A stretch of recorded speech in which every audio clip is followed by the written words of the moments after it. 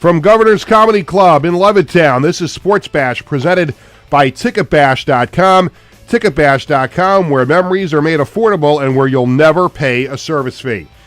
Sports Bash is also presented by the Ryan Anthony Head Start Fund, a group of like-minded individuals trying to raise awareness to our future generations of all possibilities of success other than just college. For more information, visit www.lookwhomadeit.org. Sports Bash is brought to you by the Embassy Diner, located at 4280 Hempstead Turnpike in Bethpage. Every customer is considered family at the Embassy Diner. Mention Sports Bash and get a free dessert with your meal. And by the Marty Lyons Foundation, the official charity of Sports Bash Media. For more information, go to martylyonsfoundation.org.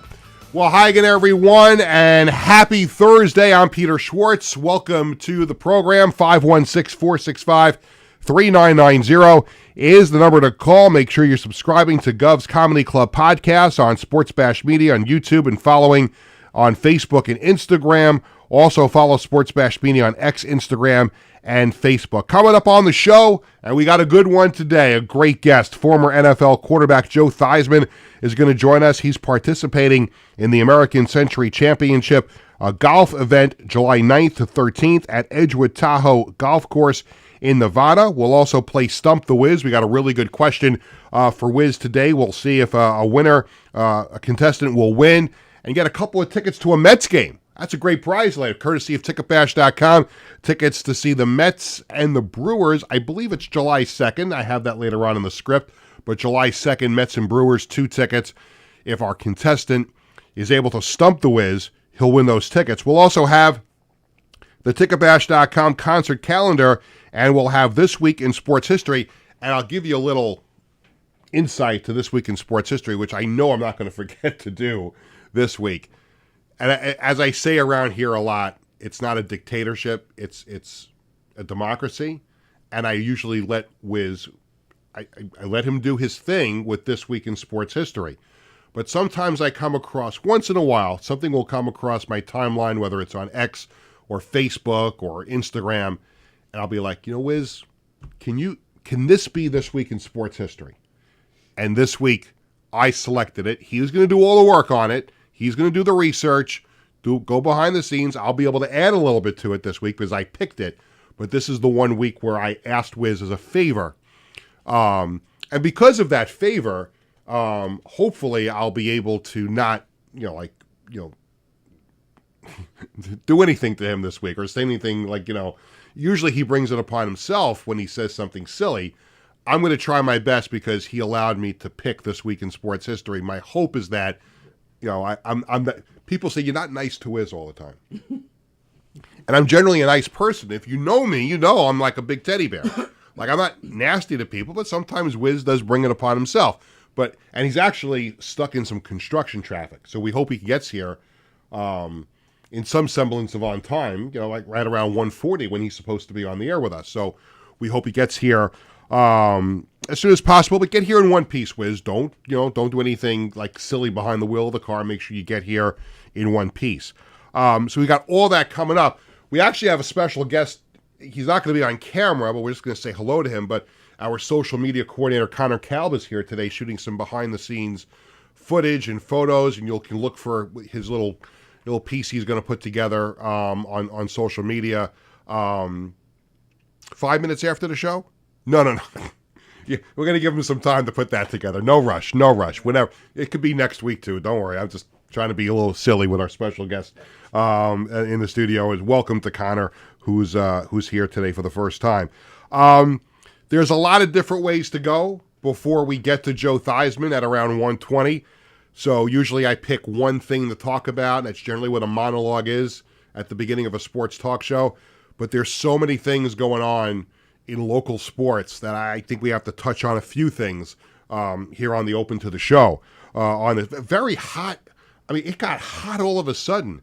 I don't usually wear shorts to come to work, but I was starting to get dressed this morning and I started to put pants on. My wife reminded me it was supposed to be 85 degrees. I'm like, well, I guess it's a shorts day at Governor's Comedy Club, so we went with the shorts today because it is hot, it's scorching hot outside, and I in case you can't tell, I don't do well in the heat. I don't. You know, remember John Panette, the comedian? Oh, what a funny guy he was, right? Oh, yeah. And he used to he told the joke about going to Las Vegas with his family. Oh, it's the dry heat, Mr. Panette. That's hot as hot. Like, you know, I don't like to sweat, but sometimes you just do. And today is a day like I can't. To me, it's too early. It's not July yet. It shouldn't be this hot. I'd much rather. I love the fall and I love the winter. I'd rather try to keep myself warm during those times of the year than try and stay cool in the summertime. And as I mentioned to Tony off air, like the worst. My birthday is during the summer. Like the best birthday gift could potentially be like an unseasonably like 60-degree day in July. If that could work out, like I would love that on July 14th, like a nice 60-degree. I don't have to worry about sweating on my birthday, but it is hot outside today. I guess still the biggest story, and we kind of touched on this the other day and last week when the Knicks fired head coach Tom Thibodeau. You know, if you fire a coach after getting to the Eastern Conference Finals, and now ultimately you lost to a team that's 2 wins away from winning the NBA championship, but if you fire a coach who has had this much success, again, not winning a championship, but he helped change the Knicks culture over the last 5 years, if you're going to cut the cord, and I'm not saying the Knicks were wrong in letting him go, because you can make the argument, and a lot of people have over the last week or so, that maybe getting to the conference finals was the apex for Tom Thibodeau. Maybe he was not the right coach to take the Knicks to the championship. He did help change the culture. The Knicks did play an exciting brand of basketball, but perhaps, if this is your argument, okay, then maybe it was the right decision to make for the Knicks to fire Tom Thibodeau. But what has happened in the last few days has now brought the Knicks and their fans back to beyond 5 years ago.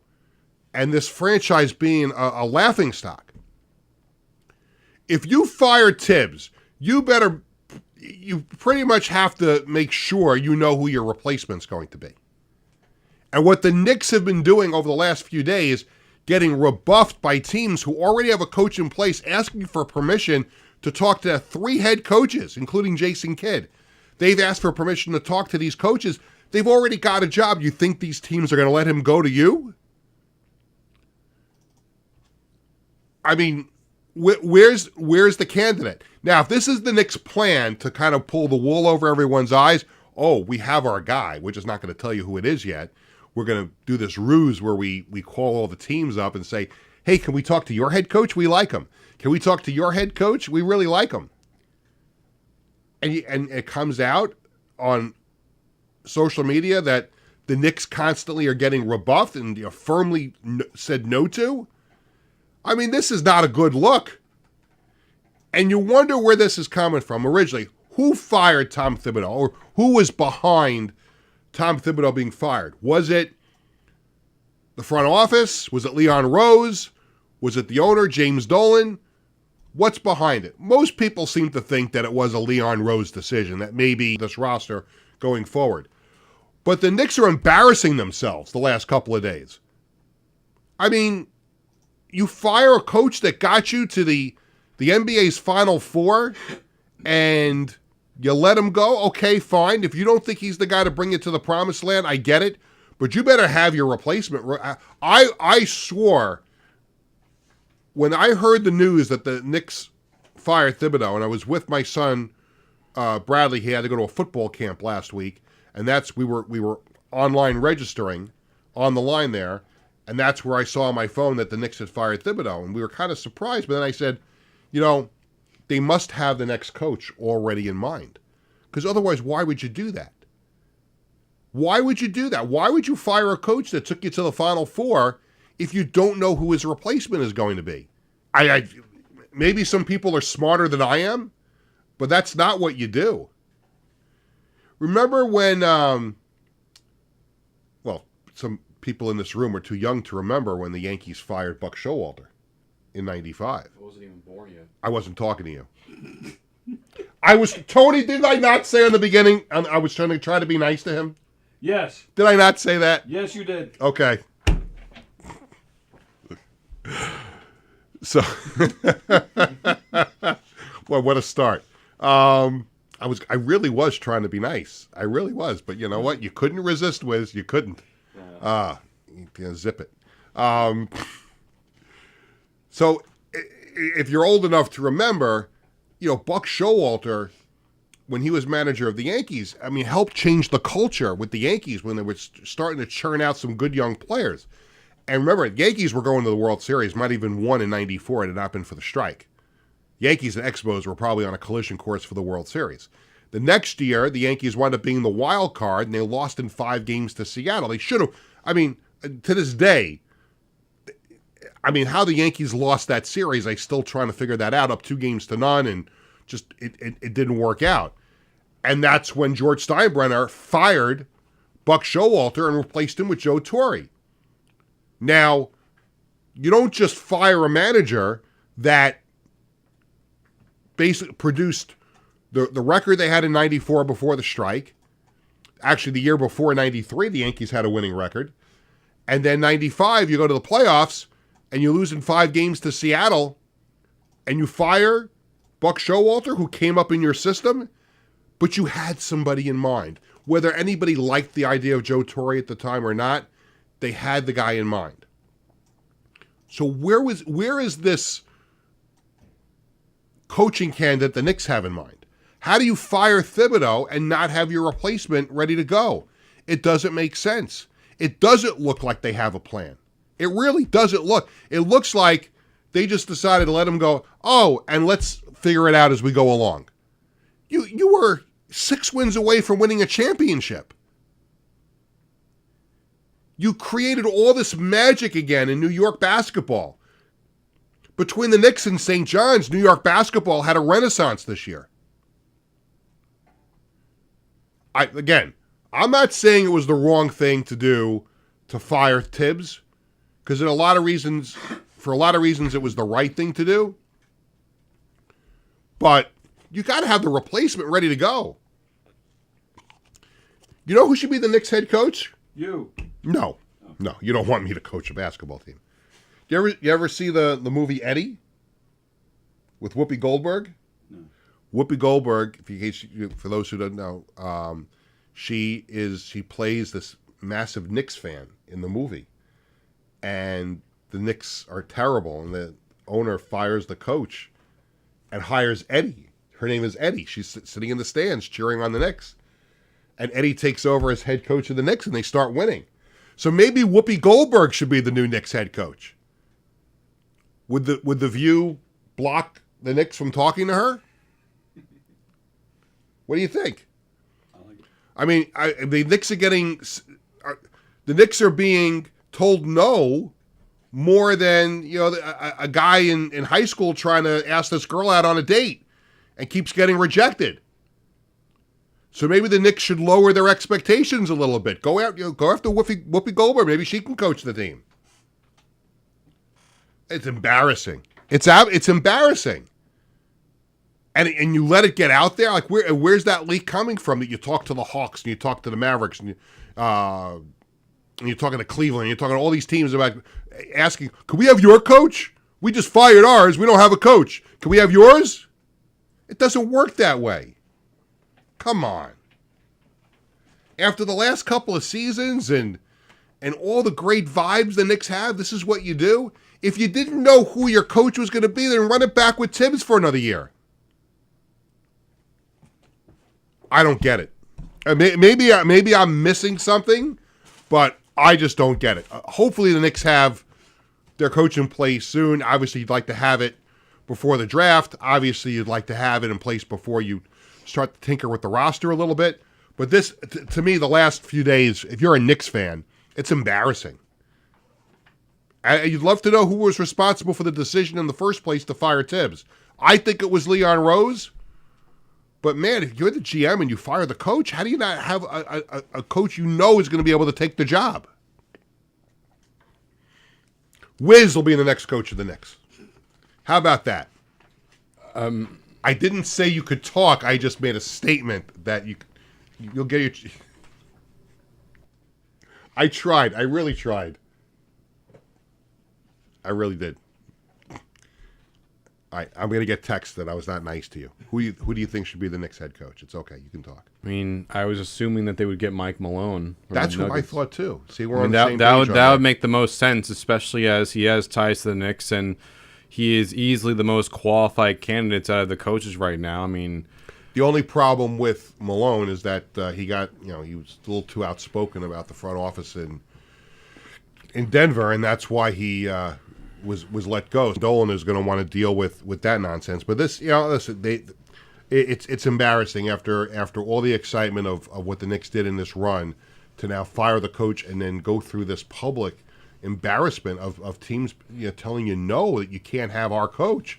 It just makes no sense. A few other things before we get to the break, and we're going to have Joe Theismann in about 5 or 7 minutes joining us here on the show. In case you missed it, the Chris Kreider has waived his no-trade clause, and he has approved his trade from the Rangers to the Anaheim Ducks. And it marks the end of an era if you're a Rangers fan. And Chris Kreider, a homegrown player who scored so many big goals for the Rangers over the last few years, and this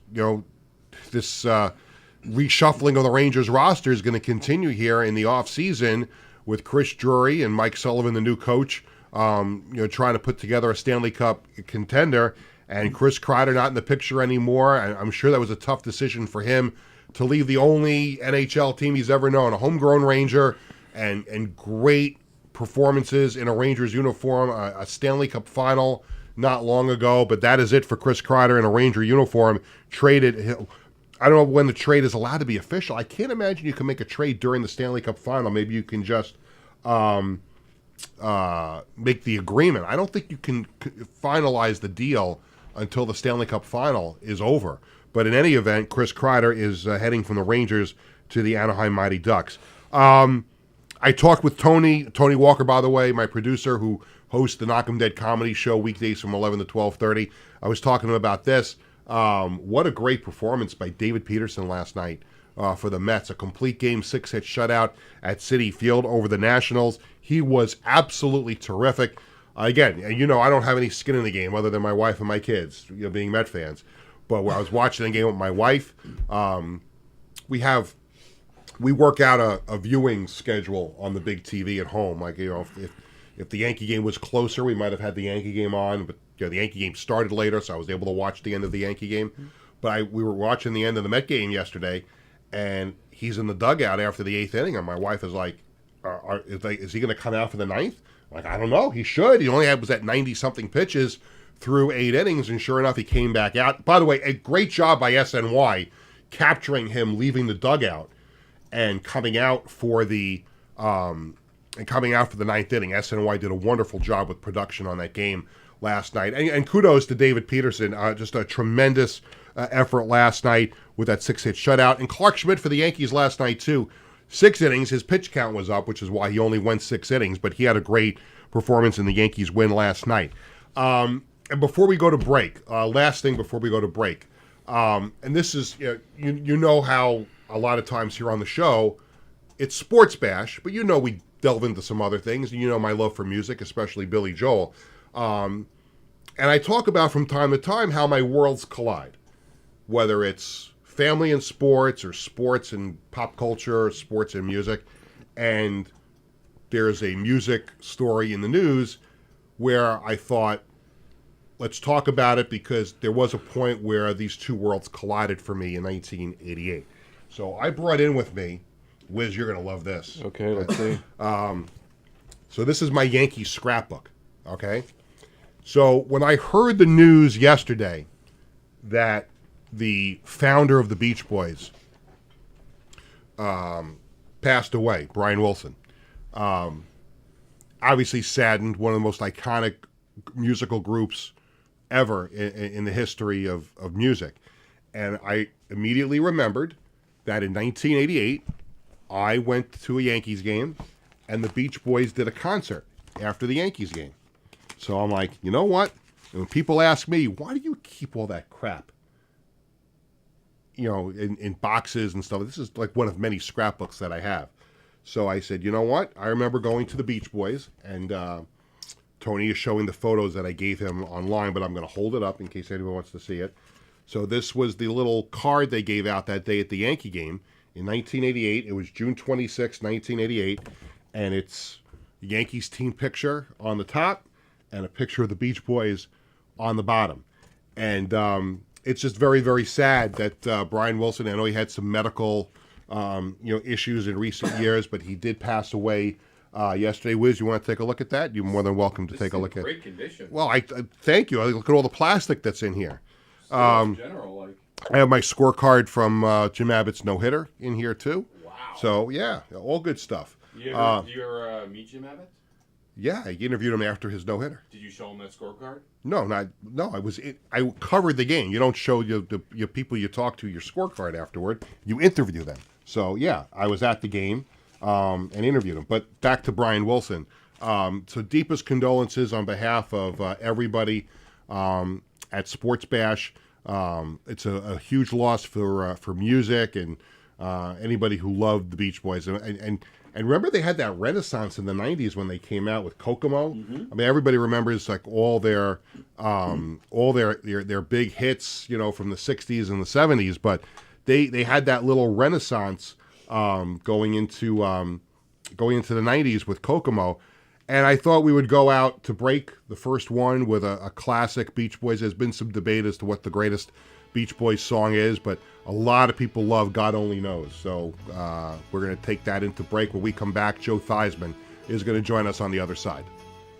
Hi, I'm Peter Schwartz. And I'm Vinny Tickets. We want to take a moment to talk about our fantastic sponsor, the Embassy Diner. Embassy Diner has been a beloved staple in the restaurant industry for over 50 years. And the great thing about it is when you walk through the door, you're not a customer, you are family. Every visit promises to be filled with warmth, love, and respect. And here's an extra treat. If you mention Sports Bash during your visit, you enjoy a free dessert on the Embassy Diner. Come on down to the Embassy Diner, where great food and great company are always on the menu. Visit the Embassy Diner, located at 4280 Hempstead Turnpike in Bethpage. In 1982, the Marty Lyons Foundation began with a single heartfelt mission: to bring moments of joy and hope to critically ill children by granting wishes that make their dreams come true.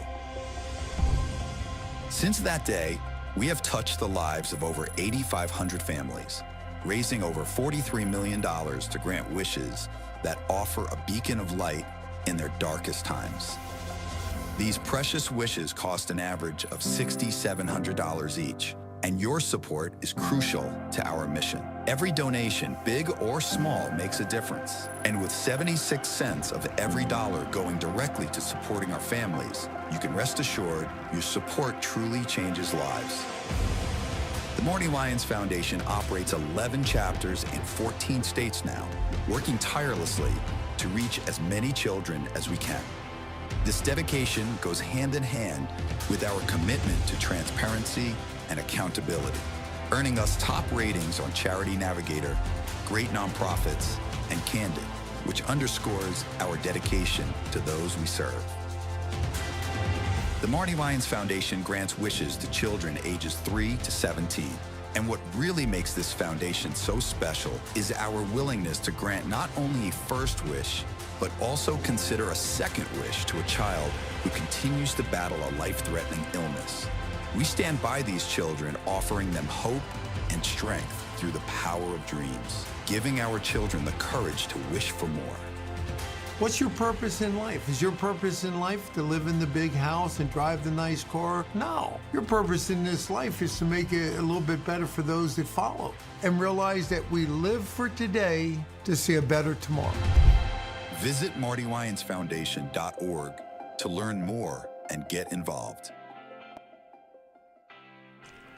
Welcome back to Sports Bash, presented by Ticketbash.com. I'm Peter Schwartz. We'll get back to your phone calls a little bit later on at 516-465-3990. The 36th Annual Championship of Celebrity Golf, the 2025 American Century Championship, takes place July 9th to the 13th. A host of celebrity athletes, past and present, will be taking part.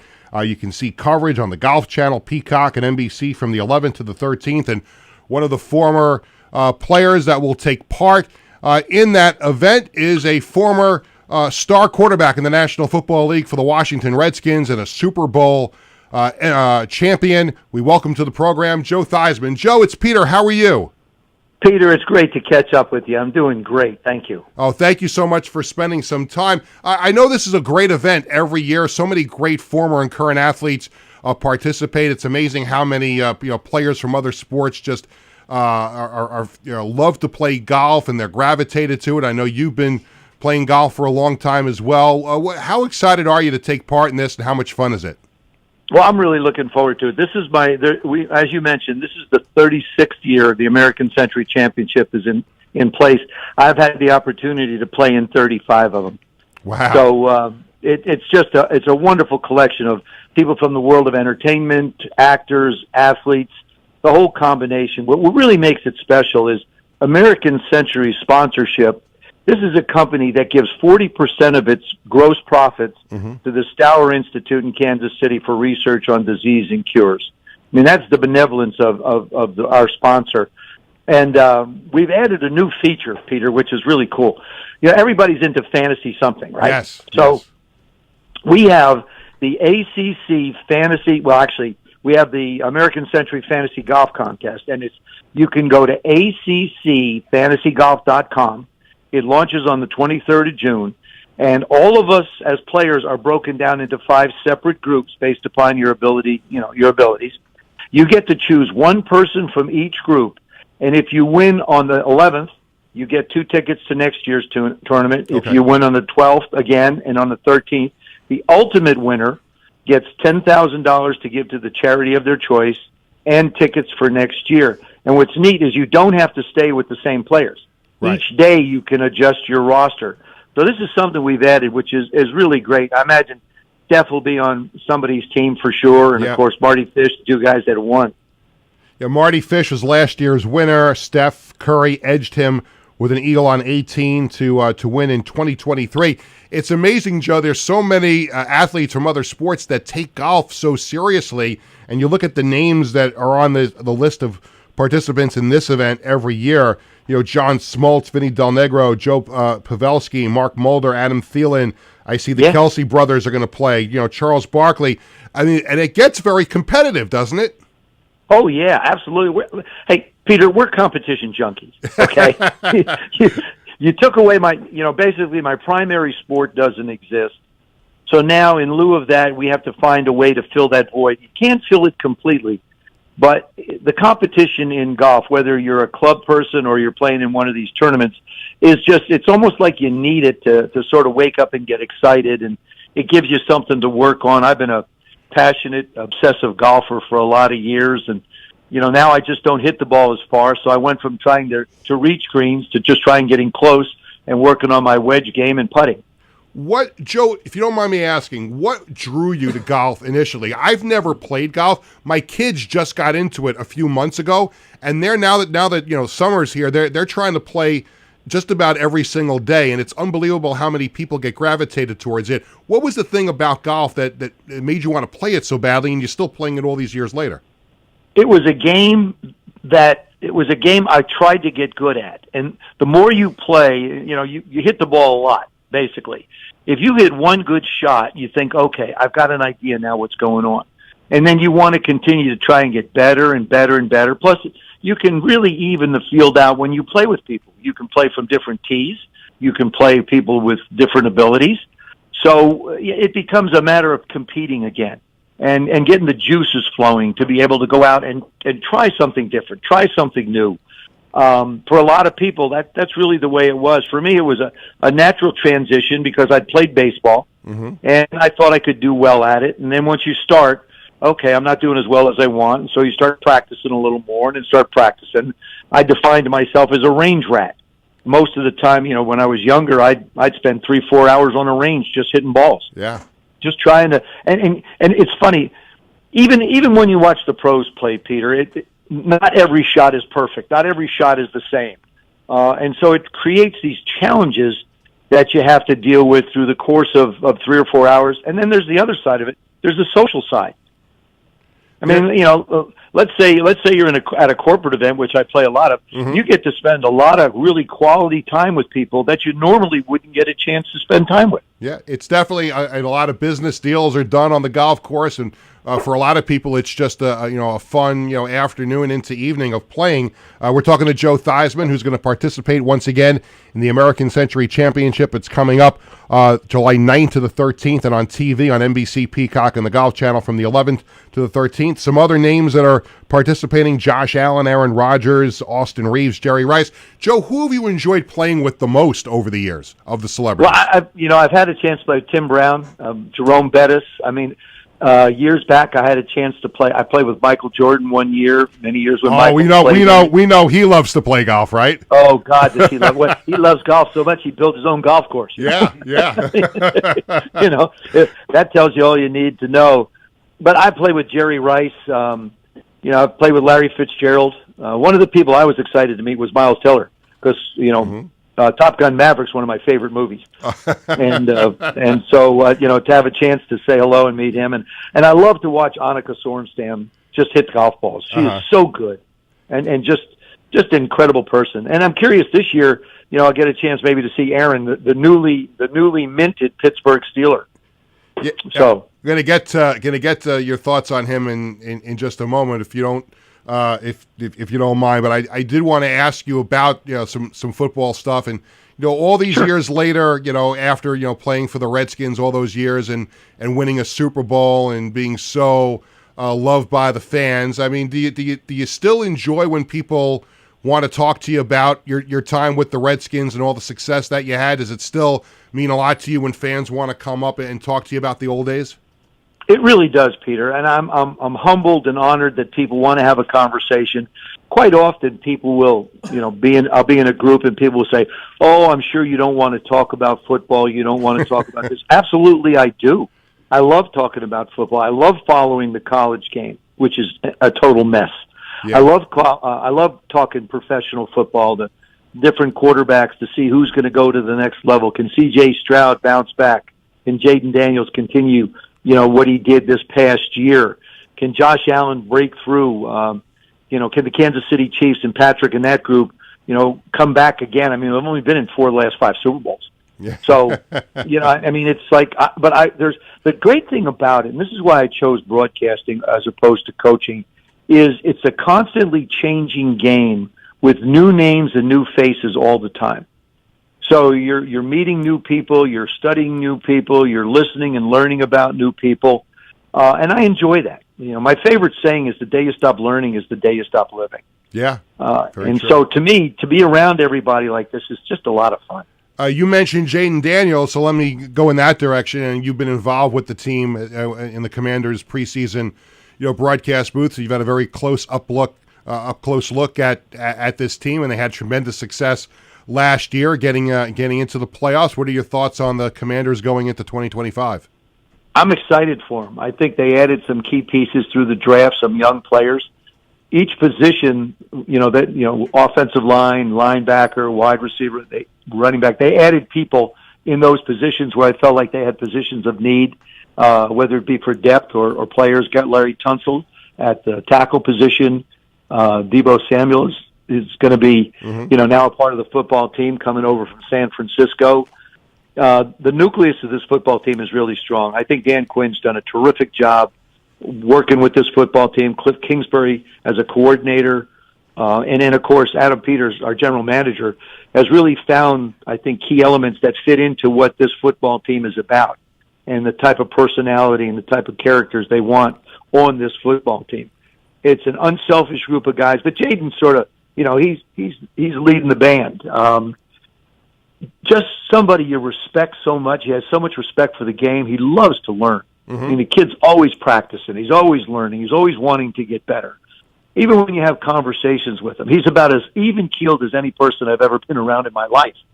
I mean, he does not run hot and cold. He runs lukewarm and just stays right there. And I appreciate it. You watch him play, and of course, his athleticism speaks for itself, but I was so impressed with his ability to adjust as a young quarterback to the nuances of the game of professional football. As a former player for the franchise, you have to be thrilled with the direction of the entire franchise under the new ownership group, particularly, and you had so many great days and moments at RFK Stadium, and now the plan is to build a brand new stadium for the Commanders on that site. So for you as a former player, you've got to be thrilled with the way this franchise is heading. I really am. I'm excited with what they've done, and I really love the way that Josh Harris and his group, came in. They bought the football team. They didn't make a whole lot of wholesale changes. They sort of studied what they had. Mm-hmm. They analyzed the players, they analyzed the coaches, the organization, everything about it. And now they've started to make certain changes. They've started to do certain things with the facility. They've added players, they've added quality coaches. It's been just a methodical move forward that's got everybody in Washington excited. And of course, as you mentioned, the possibility, which I think is very strong, to have the new stadium built on the old RFK site. It runs full cycle. Mm-hmm. Josh grew up here rooting for the Redskins, and now all of a sudden that was where he went to watch games. That was where so many, there are different members of the ownership group that have been a part of it. And now it's in that area. It's funny for me, Peter, because I only saw the stadium in the parking lot. I didn't realize there was that much land down there. Yeah. So I guess there's enough land to build a stadium. Yeah, Joe, I was at RFK a couple of times. I'm a huge Jets fan, so I went to a Jets-Redskins game back in the day. It was actually the worst football game I've ever seen in my life. It was a 3-0 Jets win. I don't know if you remember that particular game on a Saturday afternoon. It was a horrible day, and I love football. My son plays college football. My family loves football, and every time people think about horrible games that they've seen, unfortunately for you as a former Redskin, RFK Stadium for me was the site of the worst football game I've ever seen in my life. Well, the worst situation I had when I was in broadcasting, I did a Buffalo Bills Giant game, preseason game. Okay. Yeah. This is when the preseason was 15. The overtime was 15 minutes. Yeah.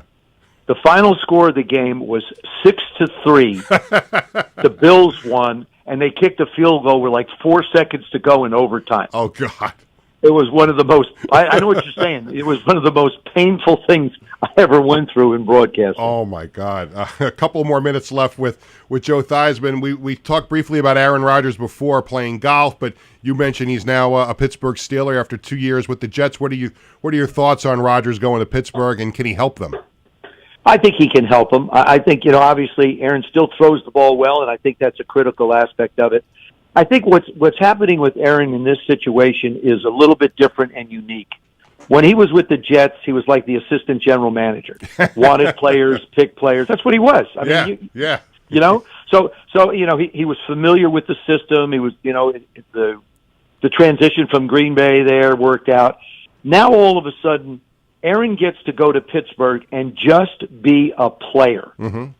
Not involved in management, not involved in decision-making when it comes to personnel. And I think this will make him a better quarterback in this particular year. Plus, he's a year removed from the Achilles. Mm-hmm. So physically, he should be better. But also from a mental approach standpoint, he said, he felt like the Steelers touched his soul, and that's where he wanted to go. And, hey, whatever floats your boat is fine with me. But the bottom line is I really think I really felt like his involvement in the player choices sort of took away from his ability to be able to do what he can do. So I would expect him to have a really solid year. And of course, the marriage between he and Arthur Smith, how is it going to work? Mm-hmm. How is he going to work into the system? But at least he doesn't have those other things that he'll have to deal with. Do you have any quick thoughts on the Jets and Giants? And obviously two teams that are not – expectations aren't very high for either one of them, but just for my local audience, your thoughts on the Jets and Giants heading into 2020. I think the Jets are in a stage where they're retooling. Mm-hmm. I think you have to look at them. That division is not going to be an easy division, obviously. The Giants, they've been a thorn in Washington's side for a while. Stability at the positions. I thought they got better defensively. I think the Giants, to me, could be one of the better defenses in football. Mm-hmm. They've got some great young talent. They made the choice to help that situation out. Offensively, you just don't know. You really don't know exactly what you're going to get from aging quarterbacks. And the American Century Championship is coming up July 9th to 13th. And one last time, how can people consume all that content and where they can see it and see all these great athletes, past and present, on the golf links those few days? Well, the American Century Championship will be held July 11th through the 13th. That's when it'll be on NBC, Peacock, and the Golf Channel. You'll get a chance to watch it. It'll be the 36th event. Marty Fish is the champion defending last year. Steph Curry will be playing again. We expect about 70,000 people, and we have a fantasy aspect to it, which you can log on to ACCFantasyGolf.com, and you'll have an opportunity to be able to pick one of five. There's 5 groups. Pick one player from each group, and if you win a particular day, each day is different, and each group can be different if you choose. You get 2 tickets to next year's tournament. Joe, I can't thank you enough. And by the way, before I forget, I just want to let you know also, I didn't want to forget to bring this up. My wife and I were huge fans of the TV show Necessary Roughness in 2013, and you were on that show, and I just wanted to make sure I brought that up because we loved it, and we were very disappointed that show didn't get renewed. Well, thank you. I appreciate that. It's always a lot of fun doing those shows. Yeah. Joe, thank you so much, and have a great time, and good luck at the American Century Championship, and hopefully we can chat again sometime soon. Look forward to it, Peter. Thank you. Thank you. Joe Theismann. Bye-bye. Great spot there with Joe Theismann, the former Redskins legendary quarterback. And again, American Century Championship on Golf Channel, Peacock, and NBC, July 11th to the 13th. Steph Curry won in 23. Marty Fish won in 24. And just a who's who of athletes. Some other ones that I didn't mention. And celebrities, too. Colin Jost from SNL is participating. Ray Romano, Grant Hill, 15 Hall of Famers, 3 Heisman Trophy winners, 6 NFL quarterbacks participating. Well, if you love Joe Theismann, you're going to love what's coming up next. It's Stump the Wiz. It's coming up when Sports Bash returns right after this. Hi, I'm Peter Schwartz. And I'm Vinny Tickets. We want to take a moment to talk about our fantastic sponsor, the Embassy Diner. Embassy Diner has been a beloved staple in the restaurant industry for over 50 years. And the great thing about it is when you walk through the door, you're not a customer, you are family. Every visit promises to be filled with warmth, love, and respect. And here's an extra treat. If you mention Sports Bash during your visit, you enjoy a free dessert on the Embassy Diner. Come on down to the Embassy Diner, where great food and great company are always on the menu. Visit the Embassy Diner, located at 4280 Hempstead Turnpike in Bethpage. In 1982, the Marty Lyons Foundation began with a single heartfelt mission: to bring moments of joy and hope to critically ill children by granting wishes that make their dreams come true. Since that day, we have touched the lives of over 8,500 families, raising over $43 million to grant wishes that offer a beacon of light in their darkest times. These precious wishes cost an average of $6,700 each, and your support is crucial to our mission. Every donation, big or small, makes a difference. And with 76 cents of every dollar going directly to supporting our families, you can rest assured your support truly changes lives. The Marty Lyons Foundation operates 11 chapters in 14 states now, working tirelessly to reach as many children as we can. This dedication goes hand in hand with our commitment to transparency and accountability, earning us top-rate great nonprofits and Candid, which underscores our dedication to those we serve. The Marty Lyons Foundation grants wishes to children ages 3 to 17. And what really makes this foundation so special is our willingness to grant not only a first wish, but also consider a second wish to a child who continues to battle a life-threatening illness. We stand by these children, offering them hope and strength through the power of dreams, giving our children the courage to wish for more. What's your purpose in life? Is your purpose in life to live in the big house and drive the nice car? No. Your purpose in this life is to make it a little bit better for those that follow and realize that we live for today to see a better tomorrow. Visit MartyLyonsFoundation.org to learn more and get involved.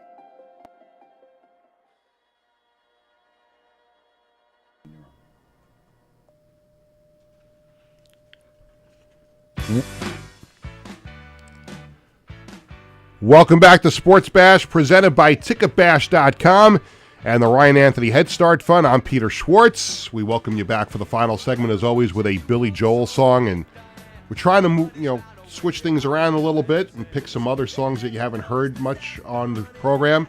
I love this song, Sleeping with the Television On. And Tony, it's funny because you have to explain to younger people, like the beginning of this song with the national anthem, and he actually explained it. I want to say it was a Sirius XM interview when people asked him, like, why do you play the national anthem at the beginning? And it's, if you sleep with the television on back years ago and you fell asleep, not every TV station was on 24 hours a day. So if you fell asleep and the TV station went off the air, it had to come back on by FCC regulations with the national anthem, and that's why he wrote this song. I remember that. I'm old enough to remember that. Yeah. Absolutely. I did the same thing too. I love this song. It's another great Billy Joel song. By the way, thanks to Joe Theismann. That was a great spot with Joe Theismann. He was so gracious with his time. I think we went a few minutes over than we told him, so we apologize, but we certainly appreciate his time talking about the golf tournament, American Century Championship, and also his time playing in the NFL. And we talked a little current NFL with him as well, so that was tremendous. It's time for the concert and event calendar, brought to you by Ticketbash.com, June 13th. The Beach Boys are performing at Town Hall Theater in New York. Are we sure that is still on in the wake of the... It is still on. Yes. So June 13th, and again, deepest condolences on the passing of Brian Wilson. The Beach Boys performing at Town Hall Theater in New York. Also the 13th, Ringo Starr performing at Radio City Music Hall. The 14th, Keith Urban is at Jones Beach Theater. And on the 15th, comedian Bill Burr is performing at the Beacon Theater. You can get tickets for all these events and more at Ticketbash.com. They offer no service fees, and they have the lowest prices around. Well, it is time to play Stump the Wiz. Before we do so, Wiz, did you like that interview with Joe Theismann? That was pretty cool, right? Really did, yeah. Yeah, he was great. Phenomenal. I think maybe one of the top interviews we've ever done. He was just absolutely brilliant, and hopefully we can get him on again at some point in the future. So this is Stump the Wiz. We love doing this every week with Vinny Laspinuso, our resident whiz of sports history and moments and sometimes useless facts, but most of the time it's actually, well, we'll find out what this week in sports history is, although I actually know what it is because I picked it later on. Oh. Right, didn't I pick it? Yeah, you did. The one that I picked? Yeah, you did. You did follow the instructions there. Of course, yes, I followed the instructions. All right, but that's after Stump the Wiz. First, for Stump the Wiz, we ask you to DM your best sports trivia question to Sports Bash Media social media channels. If we pick your question, 2 tickets to see the Mets take on the Brewers July 2nd at Citi Field, and Met tickets are going like hotcakes. Another big crowd last night. I don't know what kind of crowd they have this afternoon at Citi Field, but it's a beautiful day, so you wonder if they've packed Citi Field this afternoon. But Aiden Salicito from Brooklyn is our contestant today, and he has a question. Are you ready for it? Okay. Here is the question. Who is the only Mets player to hit 3 triples in one game? The only Mets player to hit 3 triples in one game. Aiden Salicito is our contestant. He's from Brooklyn. Tony, do we have 2 minutes on the clock? We do. 2 minutes on the clock, and away we go. This probably happened like before I was born, maybe. Yes, it definitely happened before you were born. I'm also assuming that it might be someone that either I know well or maybe not so much. No. Well, I mean, I don't know. I don't know why I said no there. Well, obviously, I'm going to assume this was before interleague play, obviously, so I'm going to assume it would be, You know what happens when you assume too much. I know. You make an ass out of you and me. I get it. I'm going to say, I've been home, maybe been on the road, I'm not sure. We're inside a minute and a half. Yes. I think it was... I don't know. Like I feel like it might have been home, but there's a part of me that almost feels like it could be away because I don't know where the game was. I just know that this happened. Would you like the year? Sure. Would you like the year? Because you I don't want. think you're going to get it anyway, but 1980 is the year. 1 minute. Okay, so 1980. This would be like very very early on, like very end of like the culture of the 80s was going on, was starting to ramp up. Carter was in the back half of his time in the White House. And, obviously same for Mondale as VP. Is this political bash or sports bash? What are we doing here? I'm just thinking about things going on at the same time. Okay, but what does that have to do I'm trying- with who hit 3 triples for the Mets in one Whatever his game? thought process is. You'd be surprised. 30 seconds. 30 seconds to go. I'm also Aiden gonna- Salicito. I'm going to also assume that the team they went up against probably wasn't that good in terms of making the playoffs because... Or maybe they were. I'm not too sure because it was only just the 2 division winners that made the Wiz playoffs. is filling time here. I think this is the point where it's not coming to him. He's got 10 How seconds. could you tell? 10 seconds. Are you throwing up the white flag? I mean, I Just sort of name was. a player, man. Name a player from 1980. Well, for the Mets, Yeah, Done. that's it. Sorry.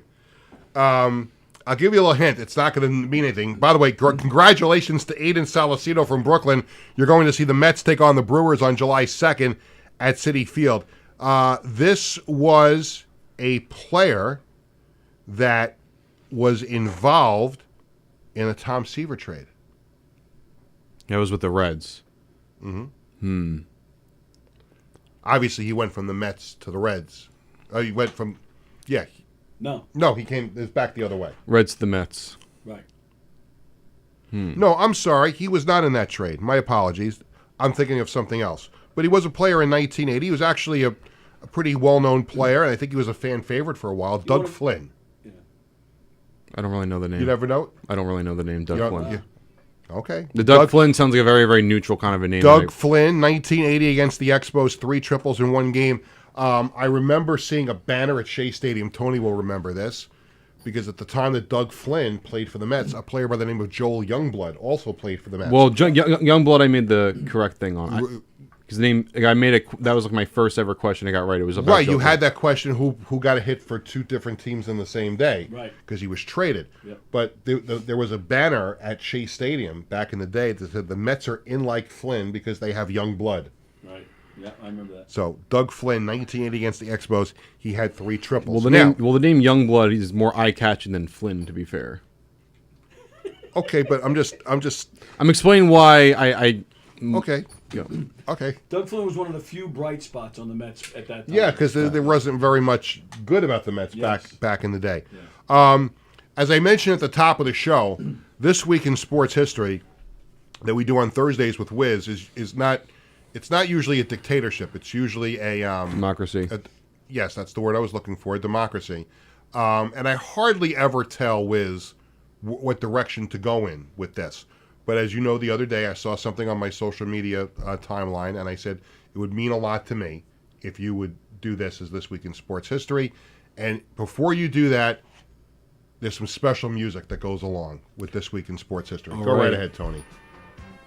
Well, and this week in 1975, the legendary Brazilian soccer player Pelé, not Pele, it's Pelé from what Peter told me. Yes. Signed with the New York Cosmos, where he spent 3 seasons.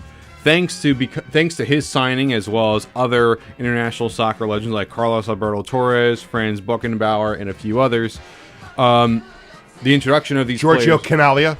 Yeah, I'm just saying a few of the names. Okay, I'm adding to more of them. Yeah, that was Because I love the Cosmos growing up. well. They put a big reason for the growth of soccer during that time because America, unlike the European, South America, and other countries, it was not as big, and it grew in popularity because of the Cosmos.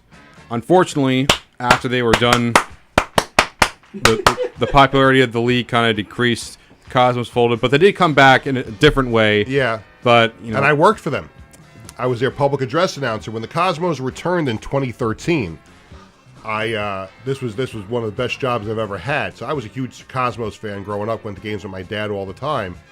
And when I heard they were coming back in 2013, I thought it would be great to work for them. They're going to play at Hofstra, and I was their public address announcer. I got hired as their PA announcer. And one of the reasons why I want you to do the story about Pelé this week is that I'm sitting there in the press box at Hofstra Stadium. And this is story time with Peter. This is a good story. I'm sitting there in the press box, and there's some hubbub going on in the press box. I'm in between announcements before the game, And one of the cool things about that night was that I got to introduce Pelé down on the field. And there's this hubbub in the press box. I'm like, what's going on? Like, I'm just looking around. There's this massive people walking through the back of the Hofstra Stadium press box.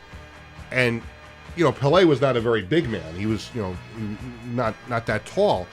And as the crowd of people got closer, it was the entourage for Pelé, and Pelé was right in the middle of this entourage walking right by me. And I'm like, oh, yeah, it's Pelé. I never met him. He was at 2 or 3 Cosmos games when they came back. I never got a chance to meet him. But it was so cool. Like, I turn around on the PA announcer, and I turn around, oh, geez, that's Pelé walking right by me over there. And he was very, I couldn't go up and say anything because I was doing my job. But it was pretty cool. Like, people stopped asking him for autographs, and he would stop and talk to people. And may he rest in peace. Arguably, depending on your point of view, some people will refer to him as the greatest athlete of all time. Some people will refer to Michael Jordan.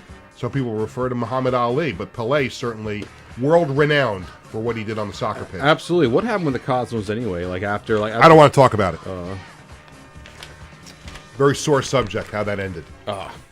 I'm usually when teams I work for when it ends, I don't like to talk about it.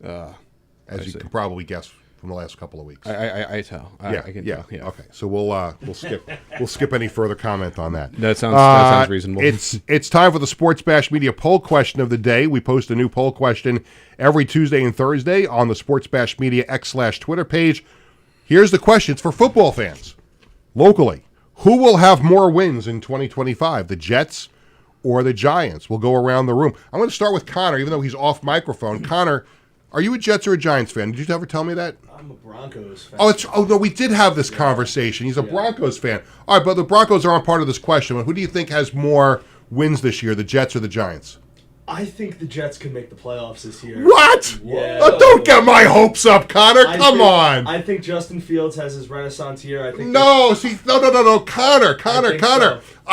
The last couple of years, all I've had is agita because the Jets had high expectations. I'm actually excited about this season because there are no expectations. I can relax, watch the team at training camp, and then not be so upset on game day. Don't get my hopes up like that. I think 9-10 wins. And no. So. Wiz, who has more wins, Jets or Giants? Well, the Jets, I'd say, might have a better chance of getting that. But at the same time, that's a tough question because neither team. Well, I need an answer. There's 3 minutes left in the show. Okay. Jets. Jets. Okay. I'll say Jets I because do think the Jets will have more wins than the Giants, only because they're both going to stink. And we're talking about maybe 7 wins versus 5 wins. Tony, do you think the Jets will have more wins? Well, I agree with they're both going to stink. That's pretty much. So I don't know. So it really. Yeah, I don't even think it matters. Oh, the Connor, don't get my hopes up like that. I was getting ready to really enjoy what's going to be a rebuilding year for the Jets. It's fun. They have a new coach, and see now it's like The Godfather. Once you think you're out, they're going to pull me right back in. Now he's going to get my juices flowing for the season again with Justin Fields as the quarterback, who I wanted after they let Aaron Rodgers go. We have a couple of announcements to make before we say goodbye. As we've talked about already, our next FOP, Friend of Peter, will take place next Thursday, June 19th, and we expect Wiz to be on his best behavior next Thursday when we have the guest in studio or the co-host. Former American Idol contestant Kevin Koveas is going to be the FOP for the entire hour. It's going to be a lot of fun. We had Kevin as a guest on the old show at the airport on LI News Radio, but we only had him on for 20 minutes because we had a very short show. He's going to be co-hosting the show with me for the whole hour. He's a huge Jets fan. He's a huge Yankees fan. He's a huge Knicks fan. So he'll have a lot to say about Tom Thibodeau and the coaching search. And as I mentioned on the show Tuesday, it's my job now because he's not really much of a hockey fan from what I understand. We're now going to try to, or at least I am, going to try to bring him to Islanders country. The goal is to convert or get Kevin Koveas to become a huge Islanders fan. And we'll try that. We'll see. Maybe I'll bring one of my extra, Islander jerseys next Thursday, and we'll see if my jersey is going to be like a dress on him. Who am I kidding? That's not going to work. No, maybe we get the Islanders to send one for Kevin. We need to recruit Kevin Koveas to Islanders country. That's next Thursday, but this coming Tuesday, we're going to be making a special announcement here on the show to welcome a new sponsor to Sports Bash Media. That's coming up on Tuesday. We're very excited about this. The person involved with this particular sponsorship is going to be on the show with us for a few minutes on Tuesday to make this announcement with us. And again, you've heard me say the last couple of weeks here on the show, Sports Bash about to take off. A lot of great things are happening with this program. We hope to take it to another level. We're very excited about what's going to come down the pike here, but it's going to start next week with a couple of big announcements. On Tuesday with the announcement of the new sponsor, and then of course Thursday we're going to have Kevin Coveas in studio as the FOP. That'll do it for this edition of Sports Bash. Thanks to my guest Joe Theismann, thanks to Wiz, and thanks to Tony Walker, thanks to Connor Kalb, our social media coordinator, for being in studio with us today. Sports Bash is presented by Ticketbash.com and the Ryan Anthony Head Start Fund. Sports Bash is sponsored by the Embassy Diner in Bethpage and by the Marty Lyons Foundation. For our entire crew, I'm Peter Schwartz. Thanks for watching. Thanks for listening. Enjoy the great weather outside. Have a great weekend, and we'll see you right back here on Tuesday at 1 o'clock. We'll have a great guest on the show. We'll have that big announcement. It's all coming up on Tuesday. Have a great weekend, everybody.